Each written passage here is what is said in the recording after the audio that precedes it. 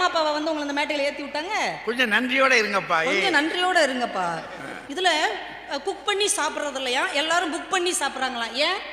வீட்டில் கொஞ்சம் நல்லா குக் பண்ணி கொடுத்தீங்கன்னா அவங்க ஏன் புக் பண்ணி சாப்பிட போகிறாங்க? கொடுக்குறது கொஞ்சம் நல்லா சமைங்கய்யா. வீட்டில் சீரியல் பார்த்துக்கிட்டே இந்த அம்மாக்கள் என்னத்தையாவது கொடுத்து விட்டுறது எங்கள் பிள்ளைங்க என்ன செய்யும்? வேறு அது வந்து புக் பண்ணி தான் சாப்பிடும். இத்தனை ஆண்டுகளாக என்ன ஆன்லைன் வகுப்பை பற்றிலாம் அவர் சொன்னாரியா. இத்தனை வருஷமாக பள்ளிக்கூடத்தில் காலேஜில் வந்து தானே கிளாஸ் நடந்தது. ஒரு 2 வருஷம் வீட்டில் உட்கார வச்சு பிள்ளைகளை உங்களால் வளர்க்க முடியாதா? பெற்றோர்கள்லாம் ஃபோன் பண்ணி கேட்குறாங்க, எப்போ காலேஜ் திறப்பீங்க, எப்போ இந்த ஸ்கூல் திறப்பீங்க, தொல்லை தாங்க முடியலை, தயவு செஞ்சு கூப்பிட்டு போங்க, கொரோனா வந்தால் கூட பரவாயில்ல.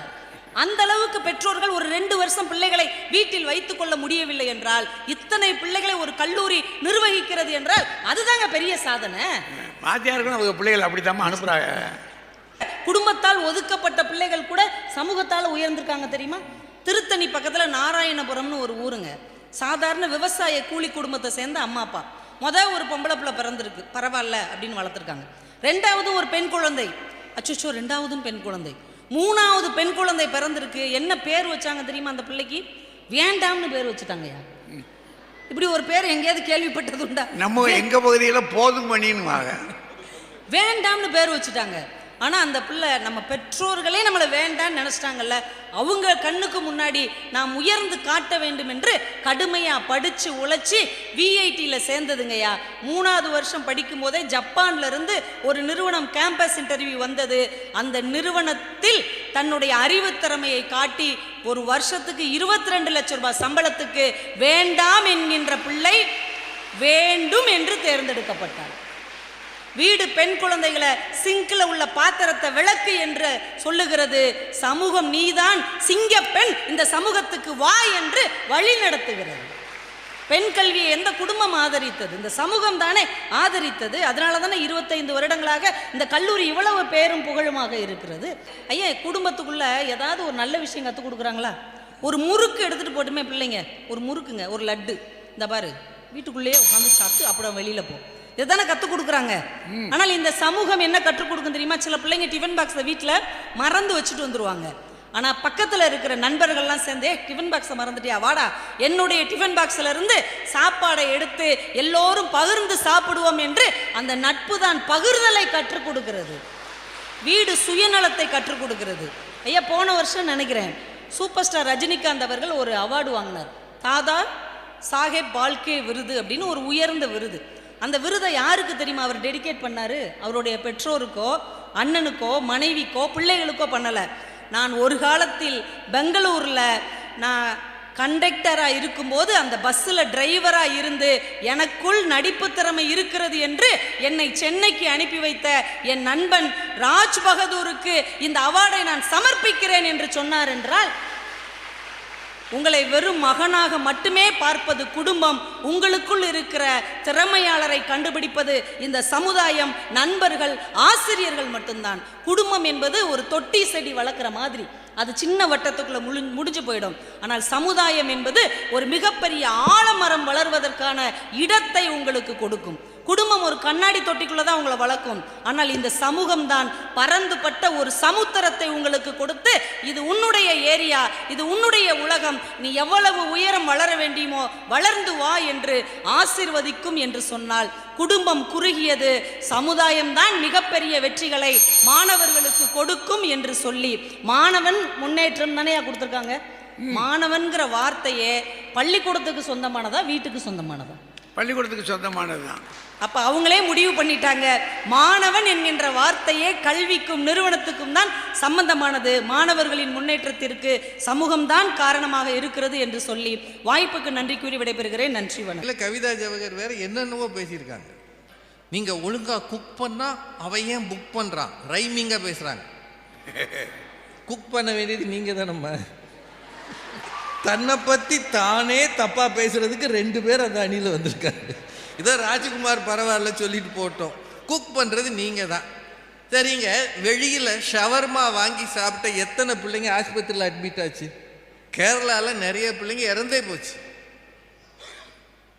சமூகம் தானே தருது. இது கெட்டு போன இறைச்சி, கெட்டு போன ஒரு உணவு, இந்த உணவை யாரோ ஒரு புள்ள புக் பண்ணுது, அதுக்கு கொடுக்கக்கூடாதுன்ற பொறுப்பு இந்த சமூகத்துக்கு இல்லை.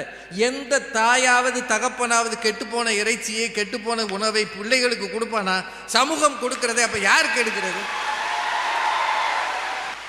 சரி, அது எல்லாத்தையும் விட்டுருலாங்க. இந்த வேண்டாம்னு ஒரு பிள்ளை இருந்ததே, வேண்டாமா, பெற்றோர் வேண்டாம்னு பேர் வச்சாங்களாம். அந்த பிள்ளை இப்போ விஐடியில் படிச்சிருச்சான். எப்படிம்மா? விஐடி வேந்தர் விஸ்வநாதன் அந்த பிள்ளையை பிறந்தோடனே கூப்பிட்டு போய் என் பள்ளி என் கல்லூரியில் படினா சொன்னார். பேர் தாம்மா வேண்டாம்னு வச்சான். வேண்டாம்னு பேர் வச்ச பிள்ளையையும் பள்ளிக்கூடத்தில் சேர்த்தது அந்த வீடா இல்லையா? நீங்கள் விஐடி வளாகத்துக்கு ஒரு தடவை போய் பாருங்கள், அது வெளிநாடு மாதிரி இருக்கும். அங்கே போய் சேர்ந்து ஒரு பிள்ளையை படிக்க வைக்கணும்னா பெற்றோர் எவ்வளவு காசு கொடுத்துருக்கணும்? அங்கே போய் படித்த பிறகு தானே அவன் வருவான். அவனுக்கு ஜப்பான்லேருந்து வந்தது இதெல்லாம் சொன்னாங்க. சார், பெண் கல்வி இவ்வளவு பெருகி இருக்கிறதே அதுக்கு காரணம் யாருன்னு அவங்க கேட்டாங்க. சமூகம் தடுத்தால் கூட குடும்பம் நினைத்தால் பெண் கல்வியை உருவாக்கலாம். அதான் உண்மை. நொபேல் பரிசு பெற்றவர்கள் யூசுப் மலாலா பாகிஸ்தானில் அவங்க வசிக்கிற பகுதியில் ஒரு தீவிரவாத கும்பல் பெண் பிள்ளைகளை படிக்கக்கூடாதுன்னு சொன்னது. போனால் சுட்டு போடுவேன்னு சொன்னாங்க. அப்படியே சுட்டாங்க. அந்த பொண்ணை அப்புறம் உலகம் காப்பாத்துச்சு. ஆனால் அந்த சூழலில் கூட தன் பிள்ளைக்கு உயிருக்கு ஆபத்து இருக்கிறது என்று தெரிந்தாலும் அந்த பிள்ளையை பள்ளிக்கு அனுப்பியது அவங்க தந்தை, அவங்க அப்பா தான் அனுப்பினார். உலக வரலாறுன்னு கொஞ்சம் பாருங்க. அப்புறம் இது எல்லாம் சரிங்க, ரஜினிகாந்த் அவர் கதையை எதுக்கு எடுத்தீங்க? அவர் தாதா சாஹிப் பால்கே விருது வாங்கியிருக்கிறார். வாங்கினதை அவர் நண்பருக்கு அனுப்பிட்டார். சமர்ப்பணம், இதை டெடிகேட் பண்ணுறேன். அது சொன்னால் தான் உங்களுக்கெல்லாம் புரியும். இதை யாருக்கு டெடிகேட் பண்ணுறீங்க? டெடிகேட் பண்ணிட்டார். இது தெரியவில்லையா? இது தலைப்பு என்ன? மாணவரின் முன்னேற்றத்திற்கு யார் காரணம்? அது அவங்களே சொன்னாங்க. பள்ளிக்கு வெளியில் போனால், பள்ளிக்குள்ளே இருந்தால்தான் மாணவன், பள்ளிக்கு வெளியில் போனால் மாணவனா அப்படின்னு அவங்க கேட்குறாங்க. இப்போ நீங்களாம் வெளியில் போன பிறகு ஸ்டூடெண்ட் இல்லையா? படிக்கிற வரைக்கும் மாணவன். ஏன் உலகத்தில் எல்லாரும் கடைசி வரைக்கும் மாணவன் தான். எவன் ஒருவன் கற்றுக்கொள்ளுகிற ஆர்வம் இருக்கிறதோ அவனுக்கு கடைசி வரைக்கும் அவன் மாணவன் தான். கற்றுக்கொள்ளுகிற வரை மாணவன் தான். ஸ்கூலில் இருக்கிறது இல்லைன்னு இல்லை. ரஜினிகாந்த் ஐயா அவர் பரிசு வாங்கினது நண்பருக்கு கொடுத்துட்டாராம். ஏன்னா அவர் தான் கண்டக்டராக இருக்கும்போது நீ நடிக்கிறதுக்கு வாய்ப்பு இருக்குன்னு இவருக்கு முதல்ல சொன்னாராம். அவங்க தான் சொன்னாங்க, எந்த ஒரு பிள்ளையின் திறமையையும் அப்பா அம்மா கண்டுபிடிப்பதில்லை, ஆசிரியர்கள் தான் கண்டுபிடிக்கிறாங்கன்னு சொன்னாங்கல்ல கவிதா ஜவஹர். ரஜினிகாந்தும் கொஞ்ச நாள் பள்ளிக்கூடத்தில் படித்தார். ஏன் அவர் நடிப்பு திறமை ஒரு வாத்தியாரும் கண்டுபிடிக்கல? இல்லைங்க, அவங்க சொல்கிறது சரியாக இருந்தால் அவர் 8ஆம் கிளாஸ் படிக்கும்போதே ஒரு வாத்தியார் கூப்பிட்டு, நீ போடா சூப்பர் ஸ்டார் ஆயிடுறா. ஏன் ரொம்ப நாள் கழித்து ஏன் அவர் கண்டக்டராக இருக்கும்போது நான் நேரடியாகவே அவர்கிட்ட கேட்டிருக்கேங்க, எப்படி சார் உங்களுக்கு இது தோணுச்சு அப்படின்னு. அப்போ அவர் சொன்னது இது, அந்த சென்னை இது பெங்களூரில் அந்த மெயின் ஏரியாவில் அந்த ஸ்டேஷனுக்கு முன்னாடி இவங்க பஸ்ஸு நிற்குமா. அப்போது தற்செயலாக ஒருத்தர்கிட்ட ஜோசியம் பார்த்தாராம். இது அவர் சொன்ன வரி. ஜோதிடம் பார்த்தாராம். அந்த ஜோதிடர் சொன்னாரா, நீ பெரிய கோடீஸ்வரன் ஆக போகிற அப்படின்னு இவர்கிட்ட சொல்லியிருக்கிறார். சுற்றி இருக்கிற எல்லா ஜோதிடர், அதில் இந்த கைரேகை பார்க்குறவங்க, ஒரு காலத்தில் அப்படி நிறைய இருந்தது. 2-3 பேர் இந்த கைரேகை பார்த்து அபாரமான கைரேகை, இவர் பெரிய பணக்காரர் ஆவார் 3-4 பேர் ஒரே மாதிரி ஜோதிடம் சொன்னாங்களாம்.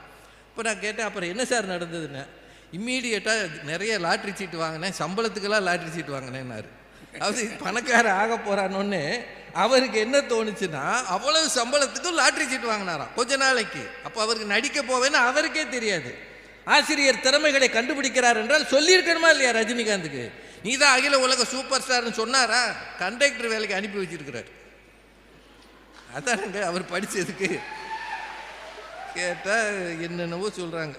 அவர் ராஜ்குமார், அவர் பாவம், சீரியல் பார்க்கிறது அப்பா அம்மா, அதனால தான் பிள்ளைகள் கெட்டு போகிறது. பயலுக மொபைலில் கொரியன் சீரியலே பார்த்துக்கிட்டு இருக்காங்க. எல்லார்ட்டையும் கேட்குறேங்க, வீடு என்பது ஒரு பிள்ளைக்கு பாதுகாப்பு தருகிறது. ஆனால் சமூகம் தருகிறதா? சமூகம் பாதுகாப்பு தந்தால் பெண் பிள்ளைகள் மீது இத்தனை வன்மம் ஏன் இருக்கிறது? ஸ்கூலை மட்டும் வச்சு காலேஜை மட்டும் வச்சு பேசக்கூடாது. காலேஜுக்குள்ளே பேசுகிறோம்னா காலேஜ் தான் காப்பாற்றுதுன்னா சமூகம் ஏன் இத்தனை வன்மங்களை திணிக்கிறது? எத்தனை பேர் தங்கள் வாழ்க்கையை இழக்கிறார்கள். ஒரு ஆன்லைன் ரம்மின்ற ஒன்றை வச்சு ஐயா சொன்னார், இது நிறுத்தக்கூட நம்மளால் முடியலையா சமூகத்தில். எஜுகேஷன் லோன் கேட்டு வரும்போது அப்பாக்கள் வந்து கைகட்டி நிற்பாங்க. அவருக்கு 50 வயசுக்கு மேலே இருக்கும். எங்கள் மேனேஜர் அப்போ தான் வேலைக்கு சேர்ந்து 30 வயசாக இருக்கும். அவர் வந்து காலில் விழுறையா, எப்படியாச்சும் என் பிள்ளைய காப்பாற்றுங்கய்யா, எங்கள் தலைமுறையிலேயே இவன் தாயா 4 எழுத்து படிச்சிருக்கிறான், என்ன வேணாலும் நான் என் தலையை அடமானம் வச்சாவது கட்டிடுவையா, என் பிள்ளைக்கு ஒரு லோன் கொடுங்கன்னு கண்ணீர் வடிக்கிறதை நான் நேரடியாக பார்த்துருக்கிறேன். அந்த தகப்பனால், அந்த தாயால் தான், அந்த குடும்பத்தால் தான் மாணவர்கள் முன்னேறுவார்கள். தாயின் கண்ணீர், தகப்பனின் வேர்வை 2ம் தான் பிள்ளைகளை முன்னேற்றும் என்று சொல்லி வாய்ப்புக்கு நன்றி கூறி முடிக்கிறேன். நன்றி, வணக்கம்.